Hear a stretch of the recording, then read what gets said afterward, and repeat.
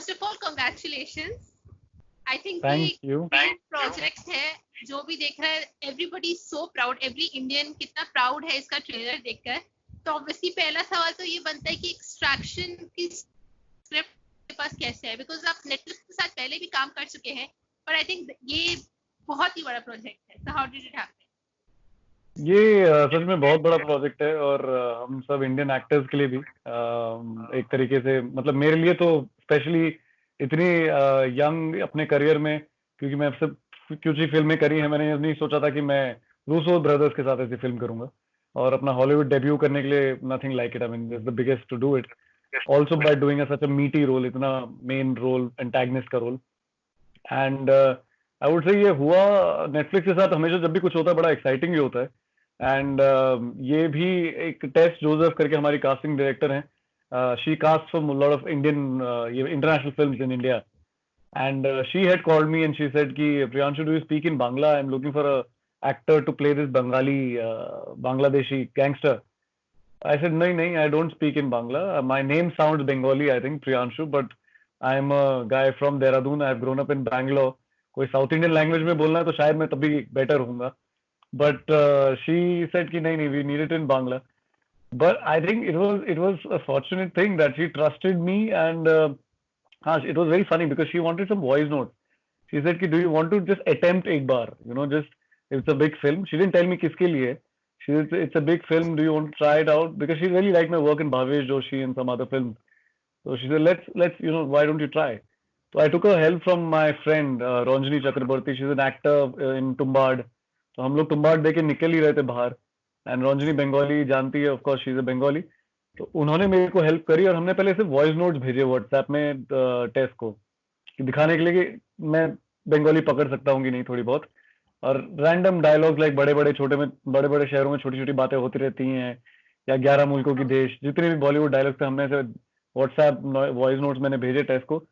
And बस वहां से उनको थोड़ा अच्छा लगा, उनको लगा कि मैं कन्विंसिंगली बंगाली बोल सकता हूँ। बट बांग्लादेशी बंगाली अलग है, लेकिन ऑडिशन मैंने इंडियन बंगाली में दिया था। इसमें भी रोशनी ने और टेस्ट ने मुझे काफी हेल्प किया। आई एम फॉर्चुनेट कि उसने मुझे ट्रस्ट किया, यू नो, टेस्ट ने मुझे ट्रस्ट किया इस ऑडिशन के लिए। बस फिर वो ऑडिशन क्लियर हो गया, और मुझे बताया गया कि जो रूसो ने आपका ऑडिशन पसंद किया है। तो मैंने 10 बार क्रॉस चेक किया कि अच्छा ये वही रूसो ब्रदर्स हैं जो एवेंजर्स के मेकर्स हैं, जिन्होंने एवेंजर्स बनाई है। So that's how it happened. It was very, very exciting. Yeah. से आपको हमेशा प्यार मिला है, तो इस रोल के लिए आपको कितनी ज्यादा मेहनत करनी पड़ी? बिकॉज आप पर प्रेशर उस बात का ज्यादा ही, तो हमेशा अच्छी एक्टिंग करते हैं, इस बार देखते हैं कि कैसे करते हैं जब एक बहुत ही इंटरनेशनल लेवल का प्रोजेक्ट आया है। तो so how did you prepare for the role apart from Bengali? हाँ, नहीं नहीं, ये इसमें आई थिंक एक तो आप एंटागनिस्ट का रोल प्ले कर रहे हो। मैं बोलूंगा, जैसे ही मैं बता रहा था कि मुझे एक्साइटमेंट हुई कि इतना बड़ा प्रोजेक्ट मिला है, इतनी बड़ी हॉलीवुड फिल्म मिली है, लेकिन सेकंड थॉट में नर्वसनेस भी हुई, क्योंकि जो मैंने बाकी कास्ट सुनी कि क्रिस हेम्सवर्थ है, गोल्डशिफ्टे फरहाने हैं, डेविड हार्बर है, इन सबका मैं फैन रह चुका हूँ। स्ट्रेंजर थिंग्स, थॉर, गोल्डशिफ्टे भी, you know, body of lies, इन सब इतनी अच्छी फिल्में करी उन्होंने। और ऊपर से इंडियन कास्ट भी, पंकज त्रिपाठी और रणदीप हुड्डा थे, तो ये सब ब्रिलियंट एक्टर्स थे, इन सबका मैं फैन हूँ। तो मेरे को ये लगा कि अब अपने आप को इनके बीच प्रूव करने के लिए काफी काम करना पड़ेगा, और ऊपर से बांग्लादेशी गैंगस्टर प्ले करने के लिए तो लैंग्वेज और उसका बॉडी लैंग्वेज और थोड़ा समझना पड़ेगा। तो हमने काफी 2-3 महीने लगे थे इसमें। डायलॉग ट्रेनर हमारे को दिया गया था, लैंग्वेज कोच था एक, तो इन सब के साथ मिलके हमने काफी ट्रेनिंग करी। लेकिन एक एंटैगनिस्ट बनने के लिए मैंने ये नहीं सोचा था कि एक विलेन बनना है तो जबरदस्ती का चिल्लाना पड़ेगा या मैं वैसा विलेन बनूं। मेरे को ये रहता है कि जो मैं कह रहा हूँ वो मेरे लिए सब सही है, और आई थिंक ऐसा एक जो विलेन होता है उसके दिमाग में जो वो जो कर रहा है वो तो सही होता है, वो गलत थोड़ी होता है, वो तो सोसाइटी के लिए वो इंसान गलत होता है। तो मैं वैसे ही सोच के इसको अप्रोच कर रहा था कि मेरे लिए जो है वो, मैं इमोशनली जो मैं समझता हूँ, जो सोचता हूँ, वो सही है। आमिर आसिफ वैसा ही रोल है, और उसके लाइफ लेसन हैं, अगर आप फिल्म देखेंगे तो काफी लाइफ के लेसन हैं जो वो अपने अंदर रखता है, जो सामने वाले को मेंटर भी करता है। पर बांग्लादेशी वो जो लैंग्वेज थी वो सीखने में बहुत टाइम लगा, और वो मेन टास्क था आई थिंक उसको ऑथेंटिक बनाने के लिए रोल का। क्रिस के साथ आपकी पहली मुलाकात कैसी रही? What happened? क्रिस के साथ बड़ा वैसा रहा कि हम लोग ने साथ में कोई सीन शूट नहीं किए। तो ऐसा मतलब मैं सेट पे तो उनको नहीं मिला, या मेरे को उनको काम करने का उनके साथ ऐसा मौका नहीं मिला, पर ऑफ सेट हम लोग मिले, जहाँ लोकेशन होती है, जहाँ हमारा सेटअप होता था। और यहाँ पे बड़ा हॉलीवुड में अच्छा होता है कि आपकी हेयर वैन होती है, मेकअप वैन अलग होती है, और आपको डेजिग्नेटेड टाइम पे वहाँ पे जाना पड़ता है। एंड मैं अपने हेयर के टाइम पे वहाँ पे अपना बालों का वो करा रहा था, मैं रेडी हो रहा था अपने सीन के लिए, और शीशे में मुझे दिखे वो बस पीछे से आए, और मुझे लगा था कुछ फॉर्मल इंट्रोडक्शन होगा, बाद में कहीं मिलेंगे फॉर्मली, लेकिन वो होता है अनएक्सपेक्टेड मीटिंग्स भी मजेदार होती हैं। तो वो आके बस बगल में बैठ गए, और उनका हेयर और बियर्ड ट्रिमिंग ये सब होता रहा, और उन्होंने म्यूजिक ऑन कर दिया। फिर मैंने अपने आप को इंट्रोड्यूस किया, उन्होंने बोला अच्छा ये हाँ आमिर आसिफ, मैंने अपने कैरेक्टर का नाम बताया, अपना नाम बताया हम लोग। एंड 5 मिनट में ऐसे था कि बस एक फ्रेंड है, को एक्टर है, जिनसे बस बातें कर रहे हैं। मुझे लगा था कि इतने बड़े ग्लोबल स्टार से मैं मिलूंगा, थॉर जिनका मैं भी खुद बड़ा बड़ा बड़ा फैन हूँ, मैं काफी स्टार स्ट्रक हूँगा, लेकिन वैसा नहीं हुआ, बिकॉज वो बहुत ही रिलैक्स आदमी है, मैं कहूँगा बहुत ही कूल, जिसे कहते हैं कि एक ऑस्ट्रेलियन सा स्पोर्टी स्पिरिट वाले, and very calm, very relaxed, very very humble, down to earth. तो उनके पहले हेलो से ही हम लोग नॉर्मल होके ऐसे बात करने लगे, और हर चीज के बारे में बातें कर रहे थे, अहमदाबाद, खाने के बारे में, म्यूजिक के बारे में। वहाँ अहमदाबाद में बहुत सारे बच्चे कलेक्ट हो गए थे, जो उनको अपना हैमर लेके आए थे अपना साइन कराने के लिए, तो उन सब चीजों के बारे में बातें हुई बस। जी। प्रियांशु, मेरा अगला सवाल ये होगा कि आपने अपने बलबूते पर ये मुकाम हासिल किया है, आपके स्ट्रगल्स क्या रहे हैं? How difficult was it for you to reach here? देखिए डिफिकल्ट होता है, ये जब शुरुआत होती है तो हमेशा ही डिफिकल्ट होता है। मैं किसी को बॉम्बे में जानता नहीं था जब मैं आया था, और आपको नहीं पता होता है आप कैसे कहाँ अप्रोच करेंगे। थैंकफुली जब मैं बैंगलोर में बड़ा हो रहा था, तो मैंने थोड़ा बहुत वहाँ पे थिएटर किया था, और मैंने अपनी फिल्म मेकिंग स्टडीज कर रखी थी, मतलब मैंने अपना कोर्स किया है प्रॉपर डिजिटल फिल्म मेकिंग में 2-3 साल का। तो मुझे ये तो पता था कि कहीं ना कहीं कुछ ना कुछ करने को मिल जाएगा, क्योंकि थोड़ी टेक्निकल नॉलेज तो थी फिल्म की, कि जैसे एडिट करना आता है, या साउंड करना आता है, या बिहाइंड कैमरा क्या काम होता है। पर फोकस मेनली यही था कि प्राइमरीली एक्टिंग करनी है। तो कांटेक्ट बनाने में टाइम जाता है, बट एक बार आपको अप्रोच पता चल जाए, फिर मेरे को ये था कि पहले तो थिएटर से ही शुरू करना था, उसमें सीखने को बहुत मिलता है। तो थैंकफुली रेज प्रोडक्शंस है, रजत कपूर, शहनाज पटेल का सबसे बहुत पुराना और इंडिया का one of the best production houses, उनके साथ मैंने शुरू किया, उनके साथ बहुत सीखने को मिला। और फिर आकर्ष खुराना जो बहुत अच्छे दोस्त हैं, उनके साथ बहुत प्लेस किए हैं मैंने, वो अभी भी हम लोग करते रहते हैं। तो you learn a lot, and then इनके थ्रू एटलीस्ट आपको कुछ ना कुछ सीखने को मिलता है। एंड स्टेज के थ्रू ही मैं कैमरे में आया, क्योंकि मेरे को मुकेश छाबरा के ऑफिस से किसी ने मुझे मेरा प्ले करते हुए मुझे पृथ्वी थिएटर में देखा था, लेकिन उन्होंने मेरा प्ले पसंद किया, और मुझे ऑडिशन के लिए बुलाया। और आई थिंक जितना ज्यादा ऑडिशन देते रहे, तो फिर आप समझ जाते हो अब कि कैसे करना चाहिए, कैसे बेटर होते हो, और कास्टिंग डायरेक्टर्स को भी आप पे ट्रस्ट आने लगता है, तो आपको अच्छे अच्छे रोल्स के लिए बुलाते रहते हैं। जी। जैसे आप ऑडिशंस दे रहे थे, तो यूजुअली लोगों से पूछा जाता है कि सबसे मेन चीज उनको क्या कही गई थी ड्यूरिंग ऑडिशंस। मैं आपसे पूछना चाहूंगी कि ऑडिशंस के टाइम, जब आप ऑडिशंस दे रहे थे, किसी ने सबसे अच्छी बात आपसे क्या कही थी, जब आपको लगे ठीक है भले अभी नहीं हो रहा लेकिन आई कैन डू दिस? तो what was the most beautiful thing जो आपको किसी ने कही हो ड्यूरिंग ऑडिशंस? ब्यूटीफुल नहीं, मैं कहूँगा मतलब एक ऑडिशन था, वो फिल्म हुई नहीं बाद में, पर उस रोल के लिए मैंने जब ऑडिशन दिया, तो पीछे कास्टिंग डायरेक्टर बैठी थी, उनके असिस्टेंट, और एक एडी थे, चीफ एडी जो फिल्म के, और ये 3-4 लोग थे जो एक मतलब अपने स्टूडियो में मेरा ऑडिशन ले रहे थे। और इमोशनल सीन था, तो वो सीन खत्म होने के बाद 5 मिनट तक बड़ा साइलेंस रहा, और एक दो दो लोग रोने लग गए थे, और वो लोग ने ताली बजा दी, और वो रो गए एक ऑडिशन के बाद ही। तो वो बहुत बड़ी बात थी, और उन्होंने मुझे हग किया और बोला कि one of the best auditions we have ever scene.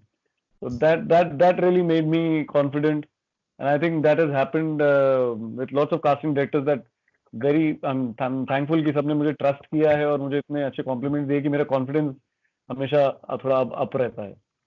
जी। प्रियांशु, मैं आपसे एक बात और जानना चाहती हूँ, लेकिन इसका ऑनेस्टली मुझे जवाब दीजिएगा। यूजुअली हम लोग मीडिया वाले, जैसे हम लोग बोलते हैं, हम लोग सवाल उठाते हैं नेपोटिज्म पर, इस पर उस पर, लेकिन सामने से हमको ऑफ कैमरा कई लोग ये भी बोलते हैं, आप भली नेपोटिज्म की बातें कर रहे हैं लेकिन जो आउटसाइडर्स को आते हैं, आप उनको तो उतनी अटेंशन देते नहीं है, तो आपके सवाल उठाने का उतना फायदा नहीं होता है। आपके प्रति मीडिया का किस तरह से, मैं कहूंगी मीडिया का बिहेवियर आपकी तरफ किस तरह से रहा है अभी तक? And be honest about this.